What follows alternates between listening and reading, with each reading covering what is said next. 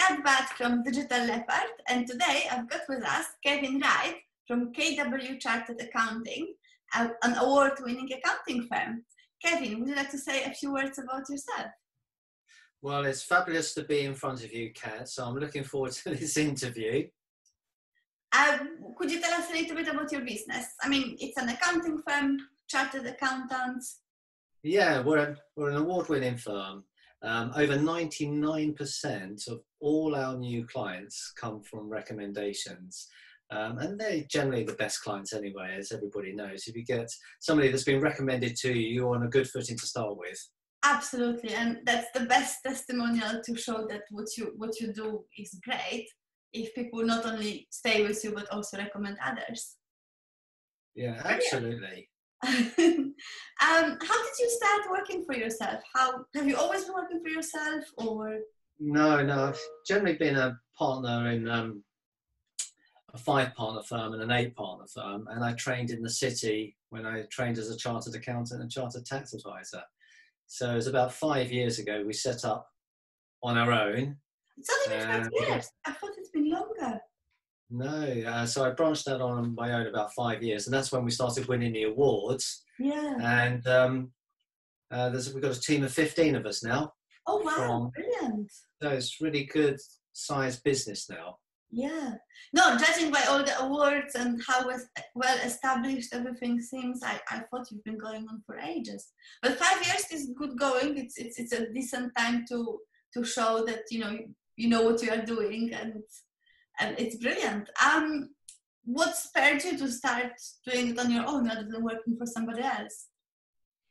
Really just to move forward with technology. And when you're in a partnership, sometimes to get agreement with all parties in the partnership is sometimes difficult. And I think it's the best move I've ever done, because we're paperless, we've embraced technology. So under the present climate and the very difficult circumstances that we're all in, we're set up already because we're already digital. We've embraced technology. And all the staff and all the team can work from any location. So for us, we can still provide that excellent care and service to our clients. That's quite unusual. A lot of people are struggling now to just set up for home working. So it's really forward thinking. Yeah. And I've had lots of calls over the last 2 weeks, not surprised, with clients that are really struggling, like restaurants, hospitality, that have got no income. I spoke to a client today. They can't really work from home either. They can't. And I got one client that rang me today. They operate from a warehouse, so they've furloughed all their employees, and they've got a salary cost of £50,000 a month that they're going to have to cope with no income, but they still want to retain all their staff. So some businesses are going to be hit really hard by this. I can imagine it's going to be quite difficult for all of us, because economy will suffer as a whole, but some sectors will be more affected. Yeah, absolutely. Are you affected at all? You're already set up for home working, so I'm assuming not as much. Yeah, yeah. We already embraced technology sort of 4 years ago, so that anybody can work from any location, any time. So it's going to be a lot easier for us. We're not in the retail hospitality sector. I really feel for those clients. And I've done a blog today to try and help clients just to take this time. The world stopped for a little bit. So you're off the turmoil. So take some time just to have a look at your vision. Where do you want to be in 2 to 3 years' time? And then start to do a plan of action. How am I going to get there? And use this time to plan strategically for where you want to be in 2 years, 3 time. And what do you need to put in place now so that when we come out of this, you can hit the road running and start to hopefully get the leverage and growth in your business again. So that was kind of going to be my next question, because we don't know how long it's going to last, but we have to assume that at least a couple of months, right? Yeah, absolutely. I mean, I was talking to somebody today and they say for school children, it's unlikely they will go back until September. For businesses, we're looking at maybe May or June. That is a long time. It's How? a long time when you've got clients that will have no turnover for that period, zero, but still have all the costs. Have you got any advice for them? Like, what should they do to survive this period? Yeah, the first port of call is to go to the Revenue's website and type in coronavirus, and there's a summary help sheet from the Inland Revenue that looks at all the things that they can do at the moment. And that's updated almost daily at the moment because Boris is coming up and offering more help to small businesses. There's VAT delayed in their payments, which would be good. The self-employment payment on the 31st of July will be delayed. You may be able to get some loan support if you go to your banks. And obviously the furlough employees is the big one at the moment. And the self-employment. You've already told me what that means, but could you just tell everyone else, the furloughed employees, what does it actually mean? What it means is you want to keep your employees, but then they're not working for you at the moment because there's no work. You've sent them home for safety, and they can't work from home because of the type of business that you're in. But you want to keep them on your payroll. So they're called furlough employees, and hopefully you'll be able to get 80% up to a maximum of £2,500 per month back from the Revenue if you continue to pay these employees that you've sent home who can't work. How can you find out whether this applies to you or not? If you go to that Inland Revenue website, and they hope to, by the end of April, have something in place that you can check whether you can claim for these furlough employees and how to make the claim as well. So keep looking at the Revenue's website on that specific page because they update it daily. Fair enough. Well, last time I've checked, the government was planning to do some things for self-employed. What about those sort of self-employed people that work as limited companies, which we know there are a lot of contractors, a lot of freelancers. Here's the confusion. There are two distinct boxes here. One is self-employed, and the other box is limited company, of which you are the sole consultant, employee, shareholder of your own limited company. So let's go back to the first box. If you're self-employed, they are going to help you. That's what the government are going to say. They are going to help you. Similar to furloughed employees.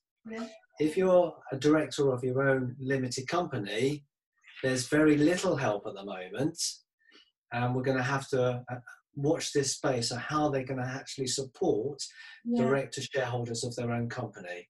So that those people are not self-employed, they have their own limited company, they are employees of their own company. Self-employed people are not limited companies, and the government are there trying to support them. As a director, can they claim this furlough employee benefit or not? Well, that's where it's difficult, because if you are a limited company, you generally can continue to work unless it's in extreme conditions where you can't, where the business just dries up. Right? If they are contractors that work on site, for example, so if you look at subcontractors that operate through limited companies, and maybe it's builders or carpenters or electricians, and they've got no work at all, then in those circumstances, our understanding at the moment is that you can close your operations, so you close your company down and claim 80%, similar to a furloughed employee. But this is the sticking point. For tax reasons, usually they have a very low salary of about £8,000 a year. And the rest they take out as dividends. Correct. So if you can only take 80% of your salary, which is £8,000 a year, that's going to make it very difficult for them. So that's why there's petitions at the moment to government to try and support people in this situation. No, that sounds quite difficult, and I think a lot of freelancers are in the same situation as well. Absolutely, so watch this space. Okay. So other than the government support, how would you advise they spend their time? They can focus on some business planning? Yeah, so again, have a look at the vision statement, Yeah. and that's where you want to be in 2 to 3 years' time. Have a look at your business model, because I think the good that will come out of this, people will change their business model, how they do business. And I'll give you an example.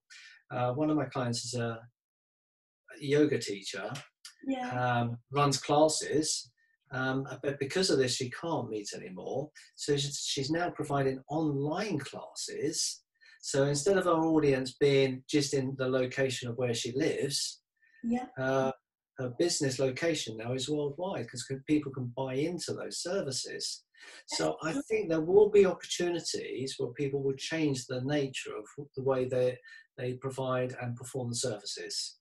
That's a great idea, and I agree there is a lot of people who are trying that. But how does it?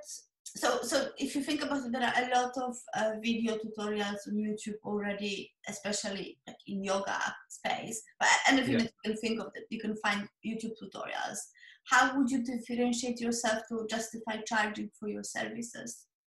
Okay, the way to do that is generally, if we look at this example, they would have generated goodwill with their existing client base. Okay, so it's just And thinking of the so existing clients and use your existing client base and say, look, instead of delivering this service on a one-to-one or one-to-class basis, let's do it online for the time being. Recommend me to your contacts that you've got, and they've already bought into you if they like your classes and they want to be a champion of you. Okay, that's a good way of looking at it. What about your pricing? Would your pricing change if you were delivering your service? Possibly. So you do have to be competitive, but I always say don't compete on price, because there will always be somebody that will do it cheaper than you. So compete on what you deliver, your technical expertise, the goodwill that you've generated over the years, your branding. Those are the things that people will buy into. So don't dilute that, because you're worth something because of all the years that you've been working. Absolutely. So do you think once it's all over and things go to back to normal slowly, do you think that the world will change a bit, like we will start working in a slightly different way? Oh, absolutely. I think we went through the Industrial Revolution, and I think this the revolution that we're going through at the moment, if that's the right terminology, is that the nature of our business model will change. So more people will do Zoom meetings, less businesses will have large offices. I was talking to a client the other day that said we've got an office space for 600 people. Since the coronavirus has started, a lot more people are home working. So once this is all over, we'll have a smaller office and we'll let more people work from home. So I think the nature of business will change. I think there will be more Zoom meetings. Business premises will get smaller, and people will use them as drop-in centres or to have their meetings there, and the rest of the time they'll be working from home. I'm into minds about that, because I think on one hand, yes, people will get more comfortable with working from home, but I also think it's not the best representation, because when the whole family is stuck at home and you've got children that are not at school, I think it's a little bit more chaotic. So I don't think it's going to be as easy for everyone to do their homeworking as it is for you or for me. I think some people will struggle, and as a result will be less efficient, but not through their fault, it's just through circumstances. So I don't want this to be a judgment on homeworking, because it can be very efficient. It can be really doing it. I think the people that do work from home, they have got to set professional standards. True. So they mustn't have their children running around when they're talking to clients. And there are going to be times in the day where they can do that if they have to have those meetings. And I think they need to make sure that they do present themselves still. They don't become relaxed. They don't have an environment that looks like they're working from home and it looks awful, because you're presenting yourself to your clients and to your staff and your team. So I think if you can still be professional, dress smartly, and present an environment that looks like you're there to do business, I think that's good. Big bed behind you. I don't think that works, you see. So I think if you're going to embrace this technology and embrace this style of working, you have got to do it 100%. There's no halfway house. That's true. That's true. It might not be as easy for everyone. Not everyone might have a spare room at home because they're not set up for home working. So it might be tricky. But yes, wherever possible, and we can use technology. Like there is a little feature in Zoom that allows you to set a different background, and that's a great way to kind of prevent having clutter behind you in the video. Yeah, you can use a green screen, or you can just have a virtual background, and clients are quite happy with that. And I think customers are going to embrace it as well. So if you can keep the environment quiet, so it's a business environment, not a playground, I think it's going to be okay. Perfect. That's been very helpful. I want to ask you a couple of questions because generally, I mean, now it's different times and we talk about coronavirus, but generally in those interviews, I like to ask about your beginnings and just give a little bit of hope to those who are starting out. Of course, now is not a great time to be starting out, but we will get back to normal. So I always try to collect some great pieces of advice. What would you advise to those who are just starting out? How difficult was it when you first started? And what have you kind of picked up along the way that you can share with others that will make it easier for them? Okay, when you start a business, I've done a lot of startup advice for enterprise agencies. This was a government body. So I used to go in once a week and see 3 potential clients that wanted to start up. So I've got a great deal of experience with startup businesses. And one of the things I always say is, one, make sure you set your vision statement so you know where you want to be in 2 to 3 years' time. Secondly, look at your sales funnel. Yeah. Now, people that start their business and say, I'm just going to set up a web page and it's all going to come flooding in, it doesn't work like that. So when you look at your sales funnel, look at your contacts that you've already got, your good reputation in the business. It's usually people that have been employees, managers, and then set up on their own, and they will have a contact base. So you should be using that first to promote your business, even in these difficult times. Build up the CRM system, make sure you've got all those contacts there and follow them up. Have meetings with them, Zoom meetings now, not one-to-ones for the moment. But that's where you should be concentrating for startups, your existing goodwill with your customers or contacts, and use that to move your business forward. But that would mean stealing customers from your current employer. Is that what you mean? No, not at all. Because they generally will have contacts outside of their existing employment status. They would have generated good rapport with other suppliers and customers and other companies as well. So you definitely must not go down the road of stealing clients from your existing employer. That never works. What you do is you build on the reputation that you've got already in your customer field. Yeah, I suppose you could ask those for recommendations. That they absolutely not forge them, but asking them if they can help you find new clients. And people don't do that, which is interesting. But whenever you deliver a service to a customer, you should always say, look, I hope you enjoy the service. I'd really appreciate it if you recommend me to somebody, and if you can, give me their details and I'll call them. That's the best way, because then you're calling them. And the second thing would always be join a networking group. We know that. That's true. Networking, great. Are you part of any great groups that you would recommend? Yeah, the BNI, always BNI, because that's really geared towards generating good leads, good referrals, and also you have a group of people and they become your sales force, and that's a great way of generating new business because you become what's called a trusted advisor. Yeah. So once the group trusts you, they will much more readily recommend you. Of course. So for startups, definitely join a networking group. And BNI is the best, in my opinion. Fantastic. Have you been faced with any massive problem while you've been in business? Something that kind of was the biggest learning experience for you? I think the biggest learning experience for me was moving from reviewing paper files, going digital, and then having no paper, and then having to review files on the screen. I found that quite difficult because I was used to paper files.